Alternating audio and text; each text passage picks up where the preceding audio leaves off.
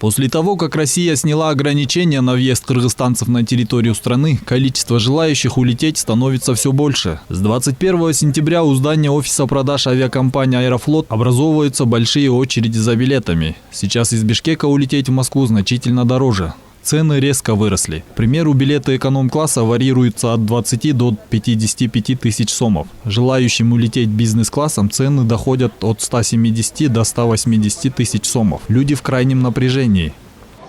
Стоимость билета уже 55 тысяч в онлайн-продажах и в агентствах есть. Сейчас билеты только для российских граждан и у кого есть основания. Те могут купить билет либо здесь, в офисах Аэрофлота, либо в авиакассах можно купить. Билеты в бизнес-класс сколько? Бизнес-класс вчера смотрели, было 135, потом 138, сейчас уже 160 с чем-то было. 170. Даже 176 я видел вчера вечером на 23 октября. Это официально на сайте? Официально на сайте у Аэрофлота, да. Кыргызстанцам, которые купили билеты заранее, перебронировать их на открывшиеся рейсы также не удается. Переоформить купленный до введения чрезвычайной ситуации билет невозможно. По телефону в офисе продаж им ответили, что мест нет, и посоветовали позвонить позже. На данный момент все билеты на ближайшие рейсы распроданы. На данный момент мы находимся в представительстве «Аэрофлот» в городе Бишкек. Мы, граждане Кыргызстана, не можем на данный момент купить себе билеты, чтобы уехать на территорию Российской Федерации. Причина: билетов нету, все распродано. Сейчас продают билеты только гражданам России и у кого есть основания. Вот здесь все люди собрались, это люди, у которых есть паспорт либо основания. А у кого нету, то есть гражданства либо основания, они уже ушли, потому что с утра было человек, наверное, 300-400.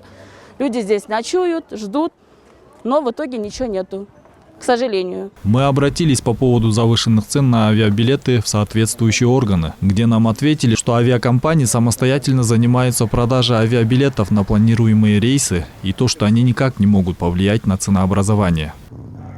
Дело в том, что ценообразованием занимается сама авиакомпания, это в соответствии с их политикой.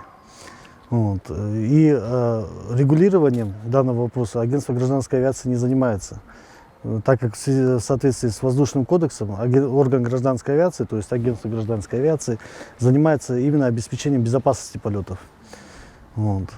По поводу сложившейся обстановки, очередей возле авиакомпании «Аэрофлот», это естественно, когда до пандемии у нас по направлению Бишкек-Москва выполнялось порядка 30 рейсов в неделю.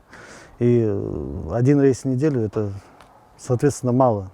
Один из главных факторов, который влияет на цену авиабилетов, это то, что «Аэрофлот» на данный момент является монополистом, которая злоупотребляет своим доминирующим положением, применяя дискриминационные меры путем установления высоких цен, которая противоречит не только международным нормам, но и двустороннему соглашению о воздушном сообщении между государствами, членами Евразийского экономического союза, отмечают эксперты. 0348, да. Стоит отметить, согласно действующему порядку, все иностранные граждане, в том числе кыргызстанцы, должны иметь отрицательный результат ПЦР-теста на коронавирус, сделанный не ранее, чем за 3 дня до прибытия на территорию Российской Федерации. Азамат Кенжешев, Алтынбек Саакиев, Нью ТВ.